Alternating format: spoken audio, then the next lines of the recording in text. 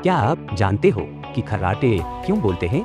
जानिए, जब आप सो रहे होते हैं तब आपके गले की मांसपेशियां बहुत ज्यादा रिलैक्स हो जाती हैं, जिससे सांस लेने का रास्ता संकरा हो जाता है। जब आप सांस अंदर और बाहर लेते हैं तो हवा को इस संकरे गले से गुजरने में परेशानी होती है। शरीर जब जोर लगाकर हवा को नीचे की ओर भेजता है तो गले के ये ढीले हिस्से कंपन करने लगते हैं और इसी कंपन से खर्राटों की आवाज पैदा होती है। आमतौर पर खर्राटे हानि रहित हो सकते हैं, लेकिन बहुत ज्यादा और तेज खर्राटे कभी कभी शरीर में ऑक्सीजन की कमी का संकेत भी हो सकते हैं। तुम्हारी माँ की कसम, सब्सक्राइब कर दो।